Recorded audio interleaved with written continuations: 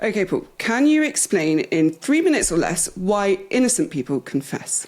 Yes.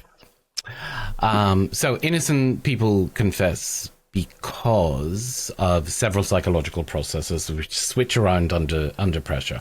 And once they're active, they change how decisions are made. So the first is the mind's tendency to shrink its time horizon when someone is stressed and exhausted. So long interviews create a state where the brain shifts from long-term reasoning to short-term escape.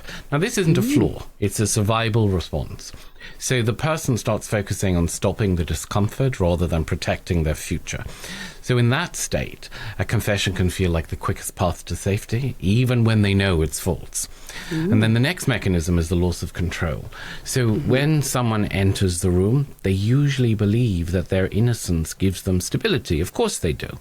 You know, I'm innocent, I've nothing to be worried about. But after hours of challenging and contradictions and pressure, that stability starts to collapse. So when people feel a situation slipping away, they often grab at anything that creates a sense of direction. And that can mean agreeing with the interviewer's version will give that feeling. So it's the illusion of choosing rather than being dragged, which makes it oddly appealing under stress. And then you have cognitive overload. When someone is mentally depleted, their ability to judge risk drops really sharply. So the brain becomes slower, becomes less precise, more willing to accept suggestions that promise relief.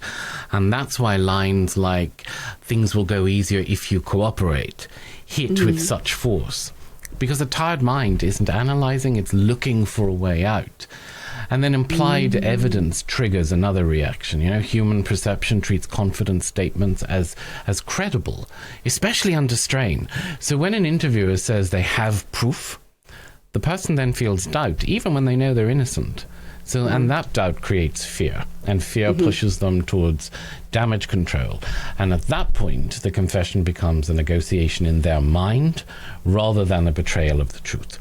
So you then have suggestibility, which builds on top of that. The longer the interview runs, the more the mind loses its resistance, and it becomes easier to accept leading ideas just to bring the ordeal to an end. You know, a confession isn't chosen because it feels real. It's chosen because they can't see any other exit. And all of these reactions are perfectly normal, but you put them together, and innocence then isn't protection. Pressure wins. That's 3 minutes exactly. If you've got a question you'd like answered, please put it in the comments.